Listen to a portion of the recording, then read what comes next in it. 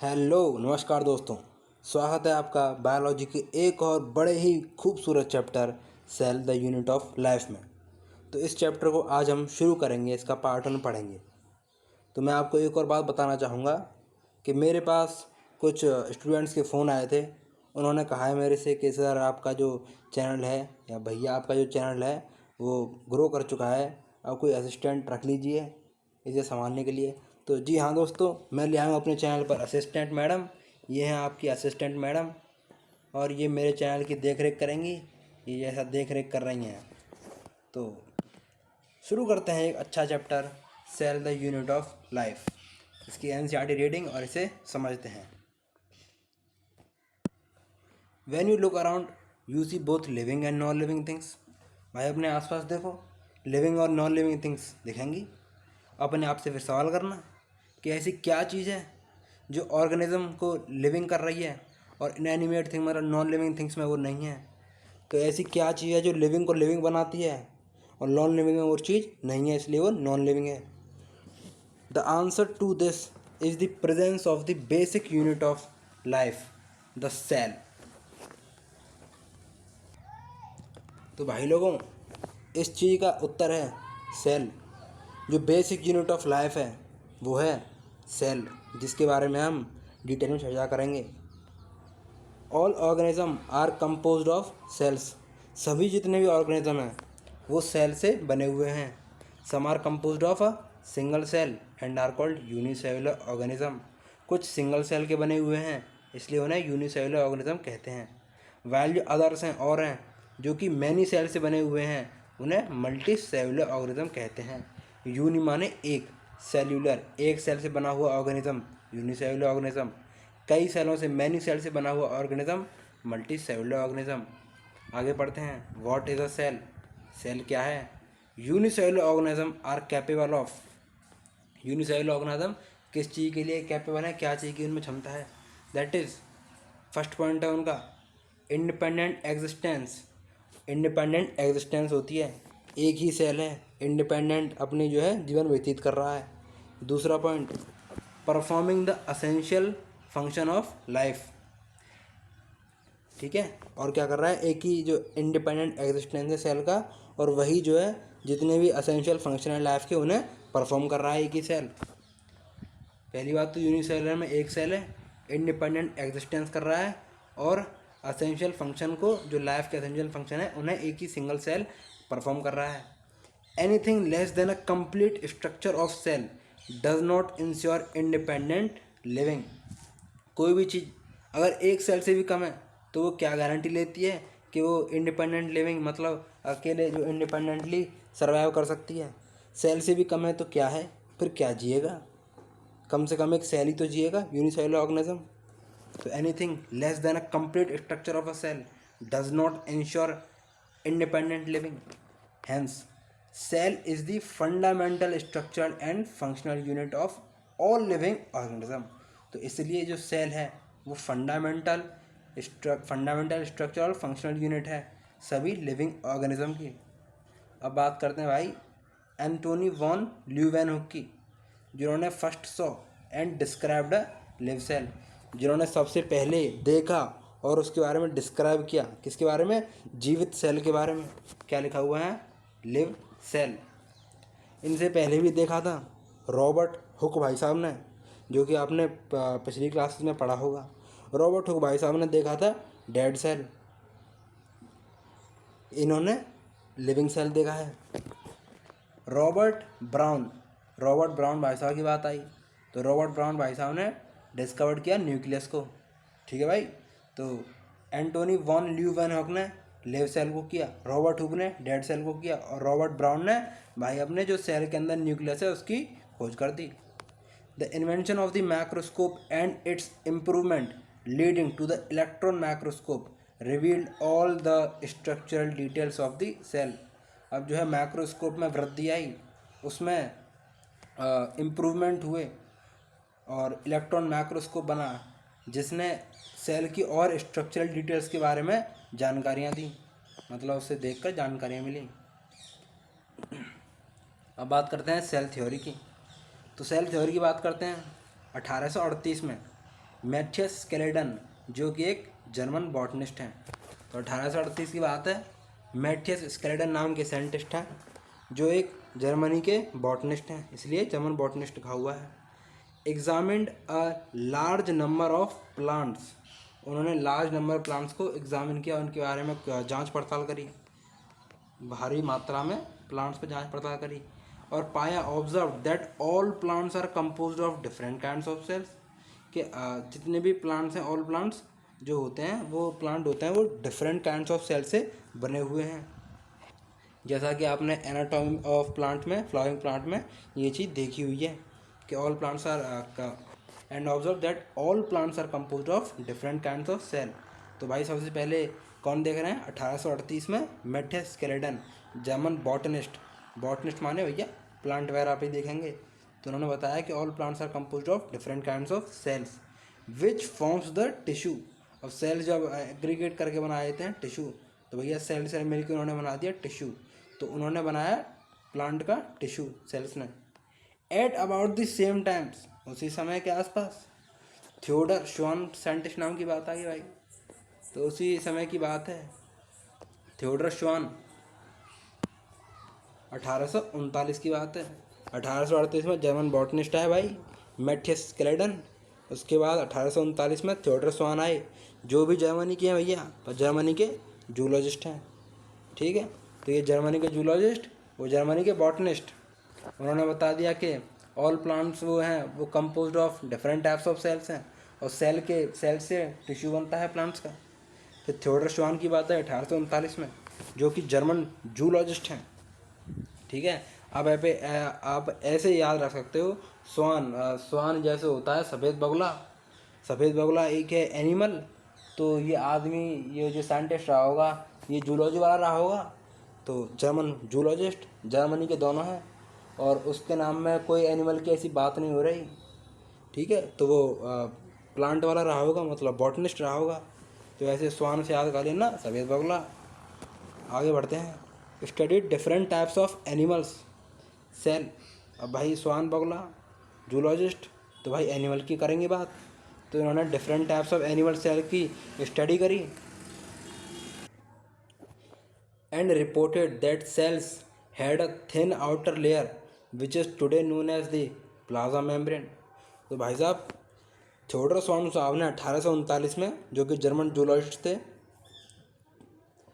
उन्होंने different types of animal cell की जो है उनके ऊपर रिसर्च करी, और पाया कि जो एनिमल सेल है उनके ऊपर एक आउटर लेयर होती है, एक थिन आउटर लेयर होती है, पतली एक आउटर लेयर होती है, जिसको आज हम प्लाज्मा मेम्ब्रेन या सेल मेम्ब्रेन के नाम से जानते हैं। He also concluded based on his studies on plant tissue, उन्होंने प्लांट टिश्यू पर भी जो है स्टडी करी, that the presence of cell wall is unique character of plant cell, और पाया कि जो एनिमल सेल थे उन सब में तो थिन आउटर लेयर थी, पर जो प्रेजेंस सेल वॉल मिल जाती है उसी आउटर लेयर के ऊपर, तो वो प्लांट टिश्यू में प्लांट सेल का एक यूनिक करेक्टर हो जाता है। तो प्लांट सेल में सेल वॉल भी मिलती है, एनिमल सेल में सेल वॉल नहीं मिल रही, एब्सेंट है, वहाँ एक थिन आउटर लेयर है प्लाज्मा मेम्ब्रेन, फिर उसके बाद कुछ भी नहीं है सेल वॉल वगैरह, बट प्लांट सेल में एक ऊपर सेल वॉल भी है। On the basis of this Schwann propose the hypothesis, सही है, इस जानकारी के ऊपर जो भी कुछ इकट्ठी करी है, इसके ऊपर स्वान ने एक हाइपोथेसिस दी, that the bodies of animals and plants are composed of cells, कि प्लांट और एनिमल की जो देह है, जो बॉडी है, वो सेल से मिलकर बनी हुई है, एंड प्रोडक्ट्स ऑफ सेल, और जो सेल जो प्रोडक्ट बना रहे हैं उनसे मिलकर, और सेल से मिलकर जो पूरी बॉडी है एनिमल की या प्लांट की, वो बनी हुई है। Schleiden and Schwann together formulated the cell theory, दोनों भाई दोस्त बन गए अपने, और दोनों ने दी सेल थ्योरी। तो स्क्लीडन स्वान ने सेल थ्योरी दी।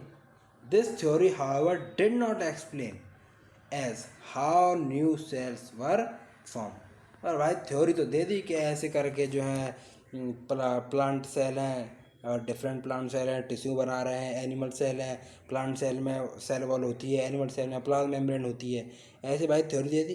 पर उनकी थ्योरी ये चीज़ नहीं एक्सप्लेन कर पा रही कि पुराना सेल तो चलो ठीक है, नया सेल कैसे बन रहा है भैया आगे, कि उनकी थ्योरी एक्सप्लेन नहीं कर पा रही कि how new cells were formed. तो भैया अब कोई आदमी आएगा, कोई महान आत्मा आएगा जो इस चीज़ को भी सुलझाएगा। तो भैया आए रुडोल्फ विर्गो साहब, 1855 की बात है भैया। 1839 तक इन्होंने काम किया, फिर 1855 में आए रुडोल्फ विर्गो। 1855 उन्होंने एक्सप्लेन किया that cells divided the new cells are form from pre existing cell. उन्होंने बताया कि जो सेल डिवाइड करते हैं, ठीक है, उससे नए सेल फॉर्म होते हैं। किससे? Pre existing cell. जो पहले वाला सेल है वो डिवाइड करेगा और नए सेल्स को फॉर्म करेगा, जैसा कि हमने सेल साइकिल सेल डिवीज़न में देखा है। इसी चीज़ को उन्होंने नाम दिया ओमने सेलुला ई सेलुला, के नया सेल डिवाइड करके फॉर्म हो रहा है प्री एग्जिस्टिंग सेल से। जो सेल पहले से था लाइफ में, उसने डिवाइड करके नया सेल की, न्यू सेल की फॉर्मेशन करी। तो भैया आपका एक ही नारा, ओमने सेलुला ई सेलुला। He modified the hypothesis of Schleiden and Schwann. और भैया फिर उन्होंने कुछ जो उन्होंने थ्योरी दी थी उसे मॉडिफाई कर दिया to give the cell theory a final shape. और भैया एक सेल थ्योरी को एक फाइनल शेप दे दी। तो आज के टाइम पे सेल थ्योरी जानी जाती है कि all organism are composed of cells and product of cells. तो दोनों की, एनिमल और प्लांट दोनों की थ्योरी से ये बात पता चली कि जितने भी ऑर्गेनिज्म हैं वो सेल से और सेल के प्रोडक्ट से बने हुए हैं। और दूसरी बात, all cell arise from pre existing cell. जो सेल नए आते हैं वो पुराने सेल से आ रहे हैं, कि all cell arise from pre existing cell. तो भाई यहाँ तक बड़े ही खूबसूरती से जो है ये पैराग्राफ ख़त्म हुए हैं। आगे बढ़ते हैं। अब आगे बढ़ते हैं तो लेते हैं कुछ सेल का overview, an overview of cell. तो इसमें पढ़ते हैं, you have earlier observe cells in an onion peel और अ ह्यूमन चीक सेल्स। तो भैया ह्यूमन चीक सेल्स तो मत निकालना, नहीं तो गाल फाल फाड़ दोगे तुम। तो भैया ऑब्जर्व कर लेना अगर माइक्रोस्कोप है तो ऑनियन पील से। Under the microscope let us recollect their structure. The onion cell which is a typically plant cell. अब भाई क्योंकि प्याज का सेल है तो प्याज प्लांट, तो वो प्लांट सेल हुआ। Has a distinct cell wall, plant cell है तो उसके पास सेल वॉल है। एज इट्स आउटर बाउंड्री, जो आउटर बाउंड्री है वो एक सेल वॉल है। And just within it is called the cell membrane. और उसके सेल वॉल के बाद जो है उसमें सेल मेम्ब्रेन है। एनिमल सेल में सेल मेम्ब्रेन तो होती है, बस उसके ऊपर सेल वॉल नहीं होती। The cells of the human cheek, अब एनिमल सेल की बात करते हैं, have an outer membrane as the delimiting structure of the cell. Delimiting मतलब सबसे आउटर मोस्ट स्ट्रक्चर है सेल का, वो क्या है? तो भैया प्लांट सेल में तो डीलिमिटिंग स्ट्रक्चर सबसे आउटर मोस्ट वो है आपकी सेल वॉल। और ह्यूमन एनिमल में जो delimiting structure, outermost structure है वो है cell membrane. Outer membrane as the delimiting structure of the cell. Inside each cell is a dense membrane bound structure called nucleus. Her cell में एक dense membrane bound structure होता है, मतलब उस structure के ऊपर मेम्ब्रेन होती है। जैसे सेल के ऊपर सेल मेम्ब्रेन है, उस स्ट्रक्चर को कहते हैं न्यूक्लियस।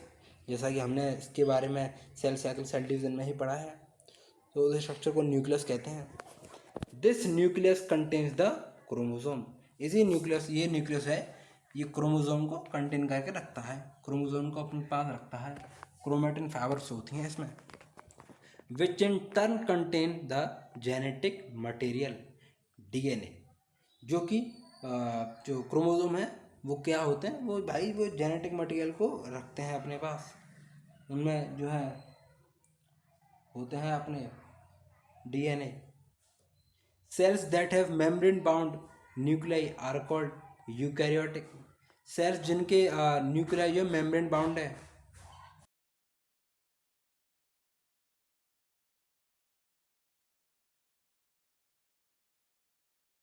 फिर उनको यूकैरियोटिक सेल्स कहते हैं।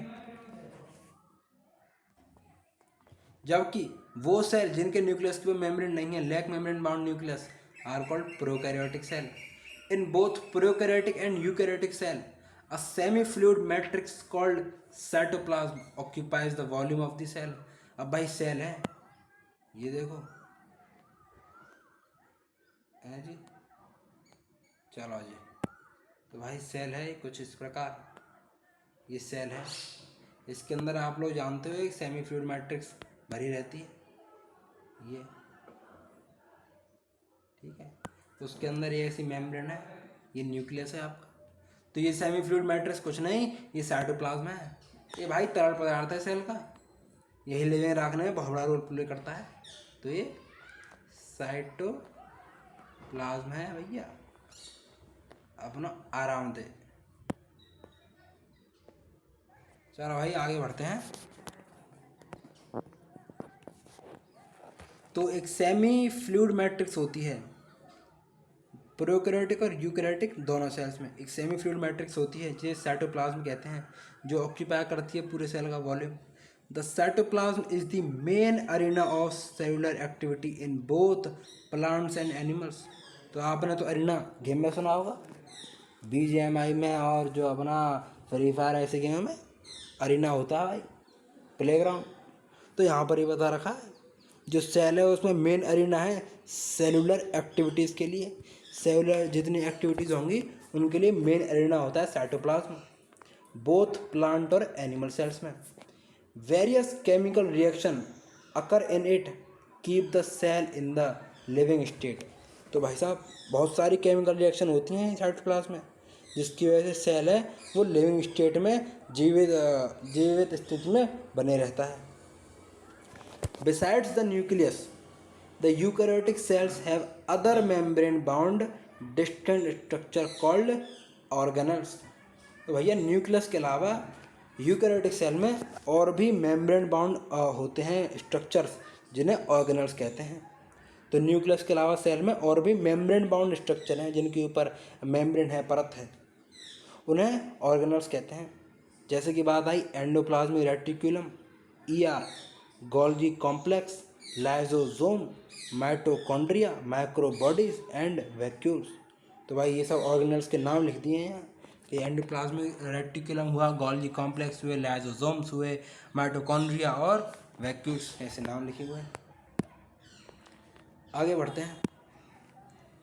The prokaryotic cells lack such membrane bound organelles.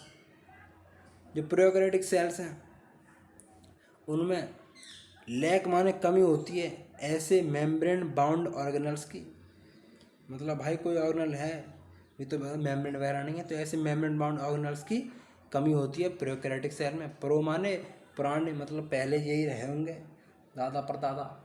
Eukaryotic तो बाद में इन्हीं से डेवलप होके इवॉल्व होके बना है, ठीक है। अभी भी होते हैं ये बैक्टीरिया वगैरह में, बैक्टीरिया वगैरह प्रोकैरियोटिक सेल ही होते हैं। Ribosomes are non membrane bound organelles found in all cells. भैया काम की बात आ गई, ये लो भाई तरफ ना लो, याद रखना है कि राइबोसोम्स होता है वो नॉन मेम्ब्रेन बाउंड ऑर्गेनल्स होते हैं, उनके ऊपर कोई मेम्ब्रेन नहीं होती और वो सभी सेल्स में है, कोई प्रो यूकैरियोटिक नहीं होगा यहाँ, both eukaryotic as well as prokaryotic. Ribosome non membrane bound organelles हैं। Within the cell ribosomes are found not only in the cytoplasm but also within the 2 organelles. तो भैया cell के अंदर बात करें तो राइबोसोम ऐसा नहीं कि सिर्फ साइटोप्लाज्म में ही है, बल्कि साइटोप्लाज्म के अलावा ये और 2 ऑर्गेनल्स में ही प्रेजेंट होता है। तो प्लांट्स की बात करें तो प्लांट्स में क्लोरोप्लास्ट होता है, जिसमें हमने फोटोसिंथेसिस में पढ़ा है, क्लोरोप्लास्ट में थैलाकोइड वगैरह और सब चीज़ होती है ना, तो उस क्लोरोप्लास्ट में भी जो है राइबोसोम प्रेजेंट होते हैं। और माइटोकॉन्ड्रिया में किसके ऊपर, and on rough endoplasmic reticulum, ठीक है। तो क्या समझे, तो क्लोरोप्लास्ट तो सिर्फ प्लांट्स में है, उसमें भी जो है प्रेजेंट हैं राइबोसोम्स, और माइटोकॉन्ड्रिया में भी प्रेजेंट है। ये 2 ऑर्गेनल्स हैं जिनके अंदर प्रेजेंट है। अब एंडोप्लाज्मिक रेटिकुलम होता है, उसके ऊपर प्रेजेंट होते हैं बॉडी के, ठीक है। तो विद इन द 2 ऑर्गेनल्स की बात करिए, एक जो सिर्फ प्लांट्स में होता है जैसे क्लोरोप्लास्ट, इसके अंदर प्रेजेंट है। दूसरा माइटोकॉन्ड्रिया जो कि प्लांट्स और एनिमल्स दोनों में मिलेगा, इसके अंदर होते हैं। और रफ एंडोप्लाज्म रेटिकुलम के ऊपर होते हैं, इसीलिए इसे रफ कहते हैं, क्योंकि इसका सरफेस रफ बना के रखता है ये उसके ऊपर, ये ऐसे चुपके हुए रहते हैं। तो भाई आगे बात आ रही है, animal cell contain another non membrane bound organelle called centrosome. तो अनदर लिखिए, तो एक तो हो गया राइबोसोम जिसके ऊपर मेम्ब्रेन नहीं है, एक और अनदर की बात करी है जिसके ऊपर मेम्ब्रेन नहीं होती, वो होता है सेंट्रोसोम। तो एनिमल में एक और ऑर्गेनल आ गया सेंट्रोसोम जिसके ऊपर जो है मेम्ब्रेन नहीं है, non membrane bound which help in cell division, जो कि हमने सेल साइकिल सेल डिवीज़न में देखा है कि सेल डिवीज़न में किस प्रकार से मदद कर रहा है। Cells differ greatly in size, और सेल जो हैं वो साइज, शेप एंड एक्टिविटी में जो है डिफर करते हैं एक दूसरे से। किसी सेल का साइज कुछ अलग, किसी की शेप कुछ अलग, किसी का काम कुछ अलग, किसी का काम कुछ अलग। उदाहरण, mycoplasma the smallest cells, mycoplasma जो कि स्मॉलेस्ट सेल है, बहुत ही छोटा सेल है, are only 0.3 micrometre in length, इसकी लेंथ सिर्फ 0.3 माइक्रोमीटर की है। वाइल बैक्टीरिया, ऊपर चलते हैं, while bacteria could be 3 to 5 micrometre. तो भाई बताया कि माइकोप्लाज्म जो एक बैक्टीरिया ही है उसकी जो लेंथ है वो 0.3 माइक्रोमीटर की है, जबकि और बैक्टीरिया 3 से 5 माइक्रोमीटर के भी होते हैं। The largest isolated single cell is the egg of an ostrich. तो भैया लार्जेस्ट सेल की बात करें तो वो ऑस्ट्रिच का एग है, ठीक है, ऑस्ट्रिच का अंडा सबसे लार्जेस्ट सिंगल सेल है। Among multicellular organism human red blood cells are about 7 micrometre in diameter. तो भाई ये सब डेटाबेस चीज़ें ये याद रखनी है कि जो आरबीसी का जो साइज होता है वो 7 माइक्रोमीटर डायमीटर आरबीसी होती है, आरबीसी का डायमीटर 7 माइक्रोमीटर का होता है। Nerve cells are some of the longest cells, और जो नर्वस सिस्टम की सेल्स होती हैं नर्व सेल्स वो लॉन्गेस्ट सेल्स होती हैं। तो बात करिए सेल जो होते हैं वो शेप में भी वेरी करते हैं, दे में भी डिस्क लाइक, वो डिस्क की तरह गोल भी हो सकते हैं, पॉलीगोनल भी हो सकते हैं, कई डायमंड और कॉलमनार भी हो सकते हैं, क्यूबॉइडल भी हो सकते हैं, थ्रेड लाइक और इवन इरेगुलर शेप के भी हो सकते हैं। The shape of the cell may vary with the function they perform, उनकी शेप वेरी करे आती है उनके काम के हिसाब से, भाई क्या काम कर रहा है उस हिसाब से उसकी शेप हो गई। ठीक है भाई, ऊपर कुछ यहाँ डायग्राम दिए हुए हैं, इन्हें देख लेते हैं। जैसे रेड ब्लड सेल की बात करी है, रेड ब्लड सेल होती हैं राउंड और बायकॉन्केव शेप की। White blood cell amoeboid movement show कराती हैं, ऐसी शेप की हैं। अपना अपना सबका कई तरीके की वाइट ब्लड सेल हैं, शेप सबकी अलग अलग दिखा रखी है।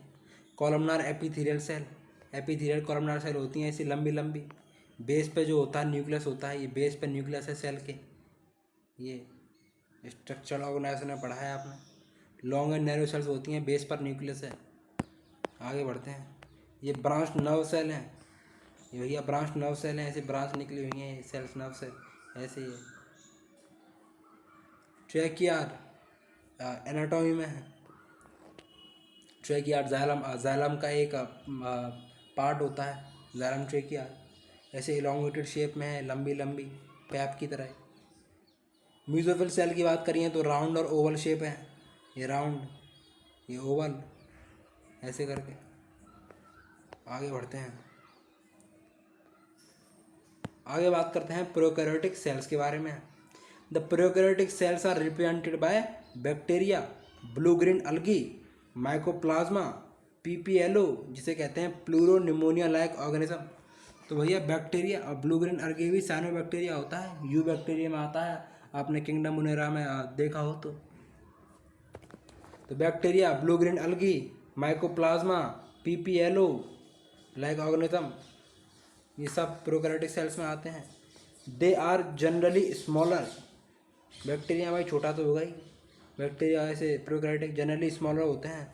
Multiply more rapidly than the eukaryotic cell, और यूकैरियोटिक सेल से भी ज़्यादा रैपिडली ये मल्टीप्लाई करते हैं, डिवीज़न करते हैं यूकैरियोटिक सेल से तेज।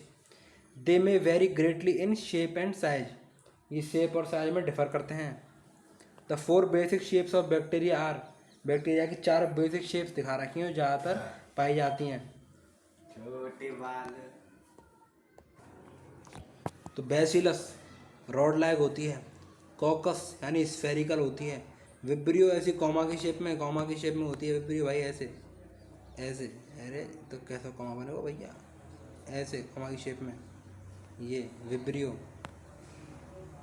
स्पाइरलम स्पाइरल की शेप में, ऐसे ऐसे भैया अपनी स्पाइरल की शेप में स्पाइरलम।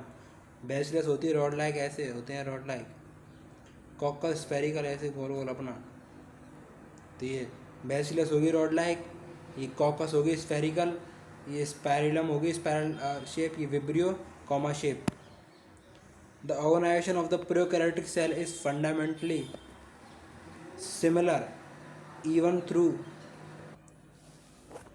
बात करिए जो ऑर्गेनाइजेशन होती है प्रोकैरियोटिक सेल की, वो फंडामेंटली तो सिमिलर होती है, भले ही वो कई सारी शेप्स और फंक्शन के शो कराते हों। आगे बढ़ते हैं। बात करी गई है कि all prokaryotes have a cell wall surrounding the cell membrane, जितने भी प्रोकैरियोट्स हैं सब में सबके पास सेल वॉल होती है जो सेल मेम्ब्रेन को सराउंड करती है, एक्सेप्ट इन माइकोप्लाज्मा। बट जो माइकोप्लाज्मा प्रोकैरियोटिक सेल है उसके ऊपर सेल वॉल नहीं होती। तो ये याद रखना है कि सभी प्रोकैरियोट्स के पास सेल वॉल है, बस माइकोप्लाज्मा है उसके पास जो है सेल वॉल नहीं है। The semi fluid matrix filling the cell is the cytoplasm. अब जो सेमी फ्लूइड मैट्रिक्स जो सेल के अंदर भरी है वो तो साइटोप्लाज्म है। There is no well defined nucleus, और प्रोकैरियोटिक सेल के पास कोई वेल डिफाइंड न्यूक्लियस भी नहीं होता।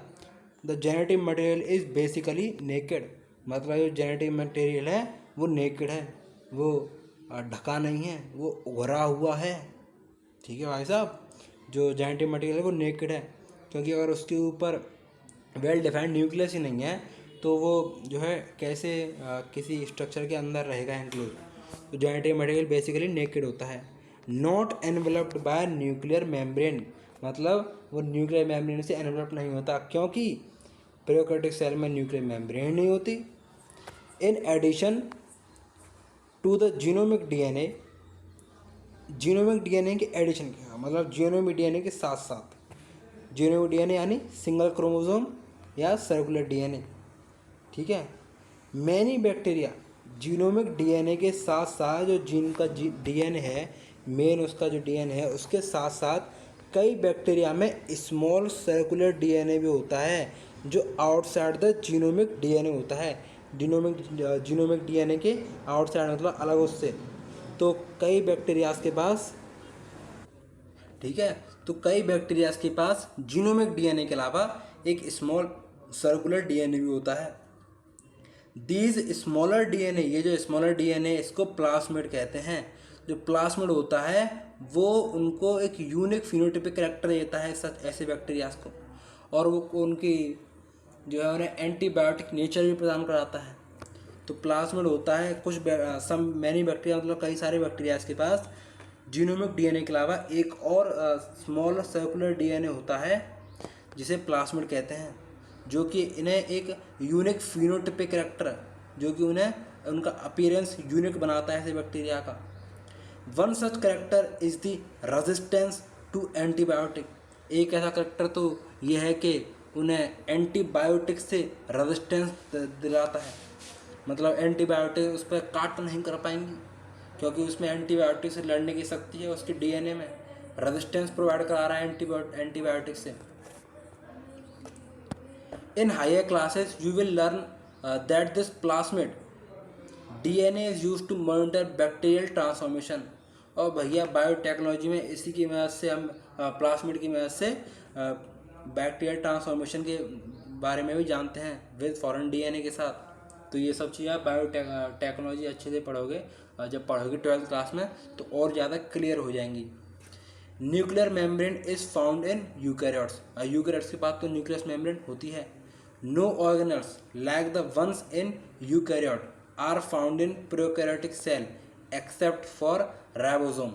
तो भैया एक ही ऑर्गेनल है राइबोसोम, जो no organelle like the ones in eukaryote are found in prokaryotic cell except for ribosome. तो राइबोसोम है जो दोनों में पाया जाता है, प्रोकैरियोटिक और राइबोसोम यूकैरियोटिक में। Prokaryotes have something unique in the form of inclusions.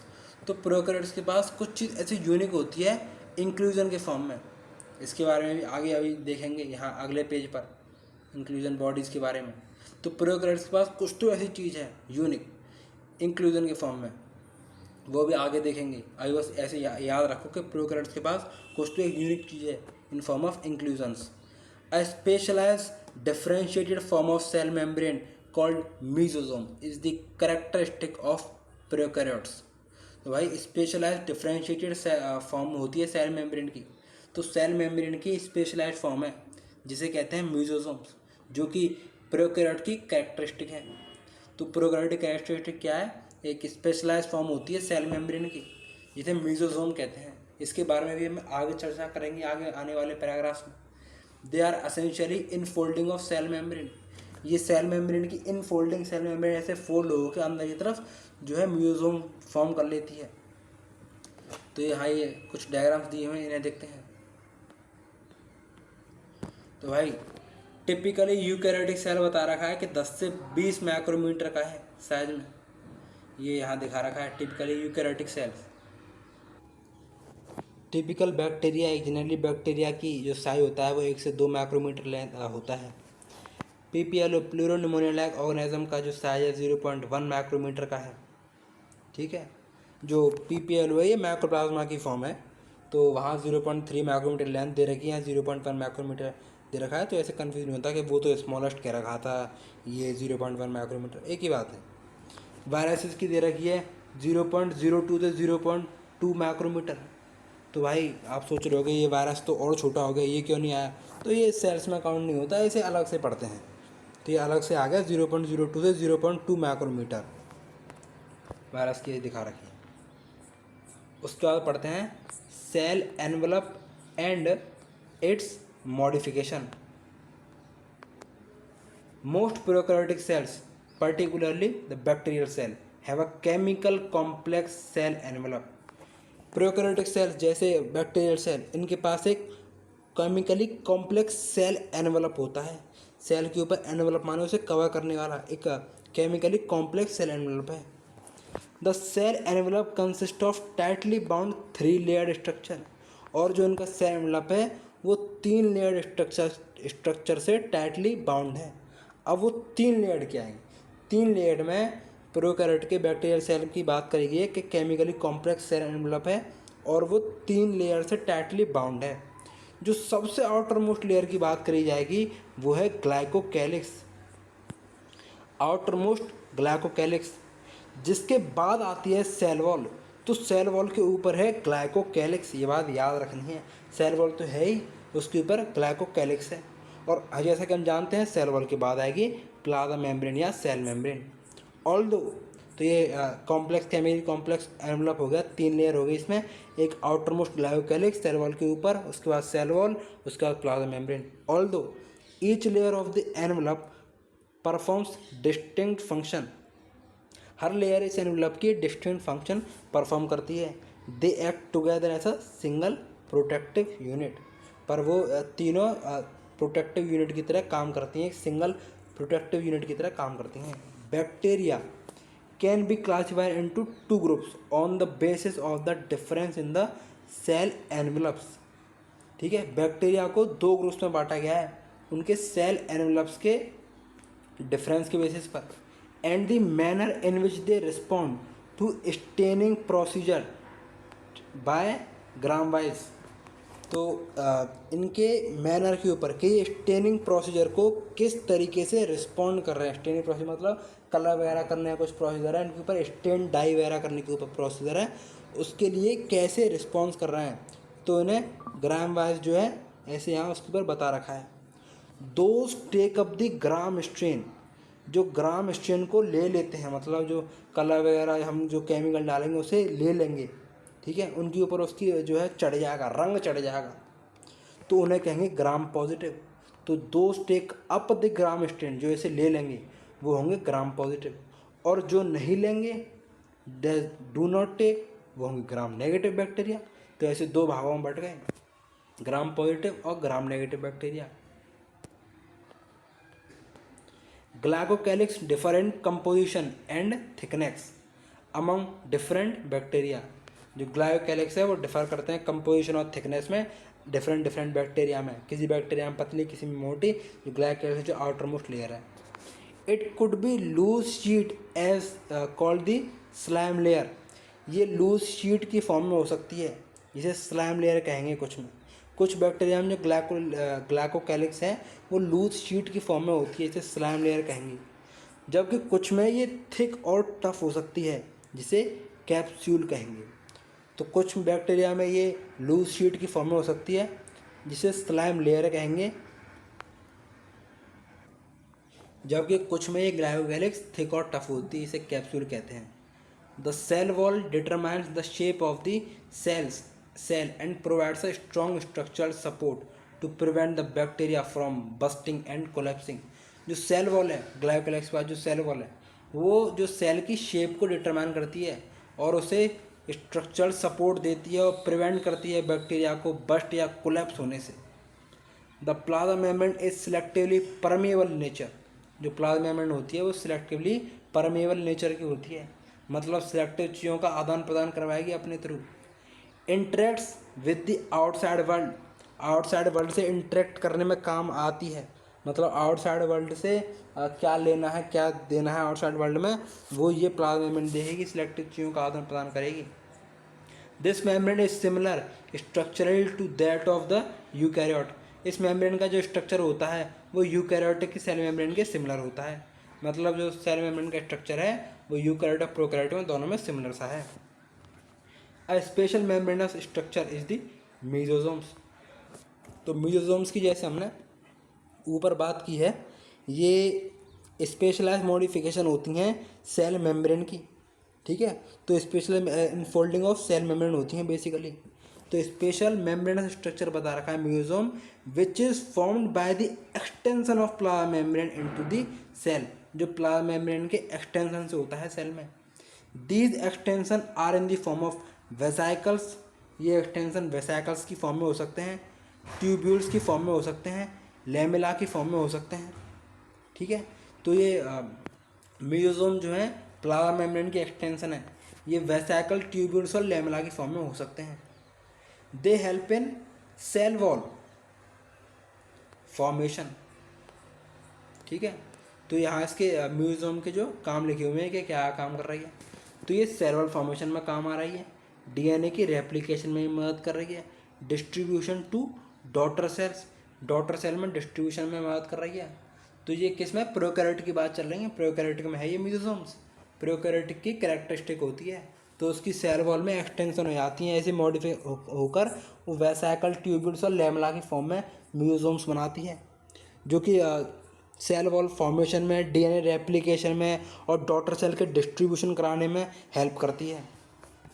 They also help in respiration, they also help in respiration, वो रेस्पिरेशन में मदद करती है mesosome.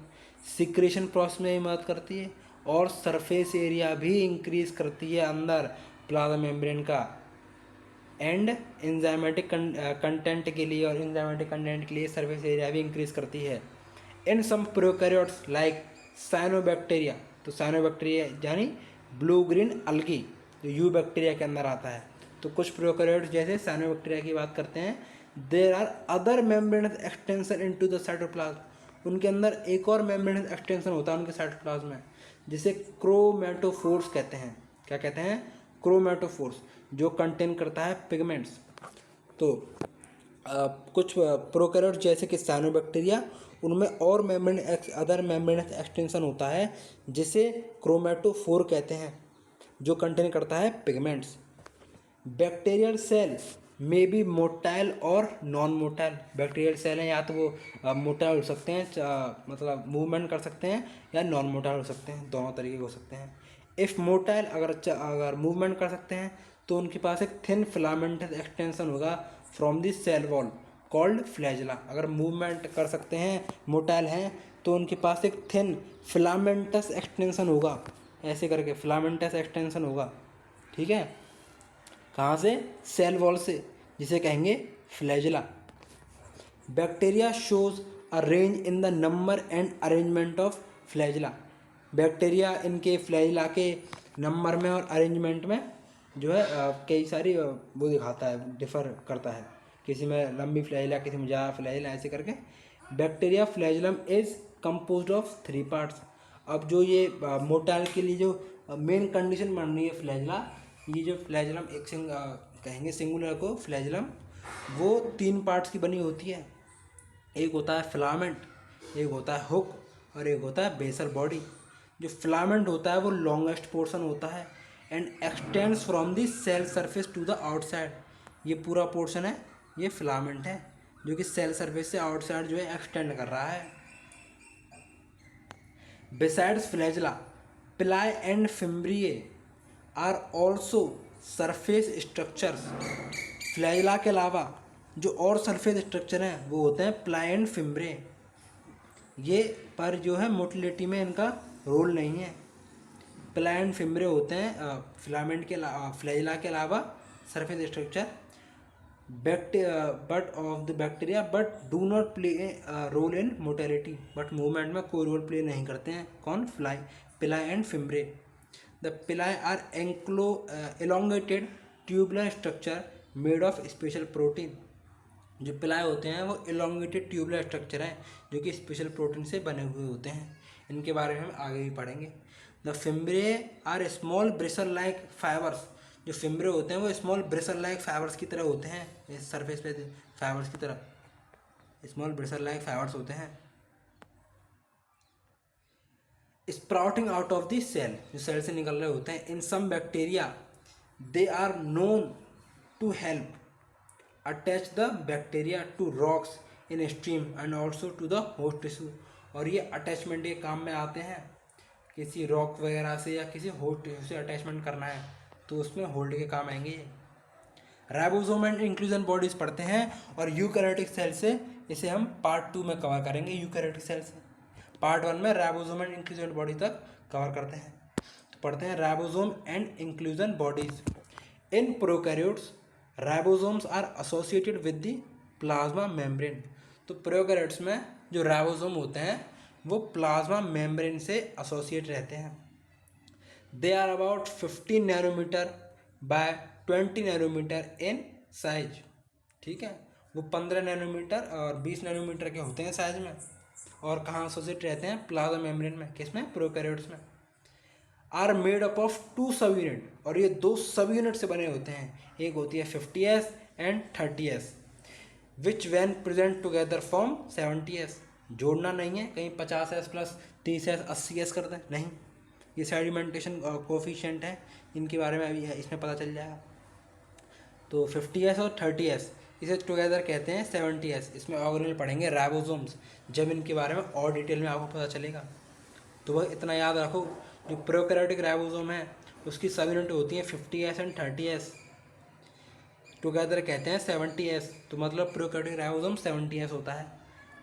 Ribosomes are the site of protein synthesis. जो ribosome होते हैं वो प्रोटीन सिंथेसिस की साइट होती हैं। प्रोटीन सिंथेसिस में हेल्प करता है भाई, प्रोटीन सिंथेसिस की साइट है ribosome. Several ribosome may attach to a single mRNA। Several ribosome एक सिंगल mRNA से अटैच होते हैं। ये सिंगल mRNA जा रहा है, इससे जो है सेवरल राइबोसोम अटैच हैं ऐसे। And form a chain called polyribosome और पॉलीजोम। और ये जो चेन बनी है इसे पॉलीराइबोसोम या पॉलीजोम कहेंगे। ठीक है, तो सेवरल राइबोसोम्स एक सिंगल mRNA से अटैच हैं, या सेवरल राइबोसोम है जो कि सिंगल mRNA से अटैच हैं और एक चेन फॉर्म करते हैं, इसे पॉलीराइबोसोम या पॉलीजोम कहते हैं। The ribosome of a polysome translate mRNA into protein. अब जो इस पॉलीजोम में ये जो बनी है पूरी चेन, पॉलीराइबोसोम या पॉलीजोम कहेंगे, इसमें जो राइबोसोम है वो इसे ट्रांसलेट कर देंगे, इस mRNA को प्रोटीन में चेंज कर देंगे। इसलिए इन्हें प्रोटीन सिंथेसिस की फैक्ट्री कहा जाता है, साइट ऑफ प्रोटीन सिंथेसिस। ये इस mRNA को ट्रांसलेट कर देंगे, इस राइबोसोम को, राइबोसोम जो है mRNA को ट्रांसलेट कर देंगे प्रोटीन में। अब बात करते हैं इंक्लूजन बॉडीज़ की। जो कि प्रोकैरियोट्स में थी। इंक्लूजन बॉडीज, इसे हम रफ कर देते हैं। Reserve material in prokaryotic cells are stored in the cytoplasm in form of inclusion bodies. तो भाई रिजर्व मटेरियल है, जो बचा हुआ मटेरियल जो रिजर्व करके रखना है, वो स्टोर किया जाता है इन इंक्लूजन बॉडीज में, साइटोप्लाज्म की इन इंक्लूजन बॉडीज में, in form of inclusion bodies. They are not bound by any membrane system. इनके ऊपर कोई मेम्ब्रेन नहीं होती कि ये किसी मेम्ब्रेन बाउंड हो, ये नॉन मेम्ब्रेन बाउंड होते हैं इंक्लूजन बॉडी। ठीक है, रिजर्व मटेरियल होता है प्रोकैरियोटिक सेल में जो स्टोर किया जाता है साइटोप्लाज्म में in form of inclusion body. को रिजर्व मटेरियल ही इंक्लूजन बॉडी के फॉर्म में स्टोर किया जाता है, मेम्ब्रेन बाउंड नहीं है, और life free in the cytoplasm, और ऐसी साइटोप्लाज्म में फ्रीली मूवमेंट है। Example phosphate granule, phosphate granule हो गया इंक्लूजन बॉडी का एग्जाम्पल। साइनोफाइसिन ग्रेन्यूल हो गया, ग्लाइकोजन ग्रेन्यूल्स हो गया। ठीक है, ये मतलब ये ग्लाइकोजन वगैरह ये ग्रेन्यूल्स की फॉर्म में, इनके इंक्लूजन बॉडी कहते हैं इनको, ऐसी फॉर्म में ये बन चुके हैं, स्टोर होके साइटोप्लाज्म में फ्रीली हैं। Phosphate granule, cyanophycin granule, glycogen granules. अब बात करते हैं gas vacuoles are found in blue green and purple and green photosynthetic bacteria. ऐसे ही जो इंक्लूजन बॉडीज़ हैं, गैस वैक्यूल की बात करें तो गैस वैक्यूल पाई जाती हैं ब्लू ग्रीन, पर्पल और ग्रीन फोटोसिंथेटिक बैक्टीरिया में। तो गैस वैक्यूल इंक्लूजन बॉडी हैं जो वो पाई जाती हैं ब्लू ग्रीन, पर्पल और ग्रीन फोटोसिंथेटिक बैक्टीरिया। तो धन्यवाद दोस्तों, आप थक चुके होंगे, आपने आज बहुत ज़्यादा पढ़ाई करी है, पर बहुत बढ़िया पढ़ाई करने के लिए आपको दोबारा से इस चैप्टर को ऐसे ही पढ़ना होगा। तो इस आज के पार्ट को यहीं एंड करते हैं, लेते हैं आपसे विदा, मिलते हैं पार्ट 2 के साथ। धन्यवाद दोस्तों, पढ़ते रहिए और कुछ भी करना हो करिए भाई।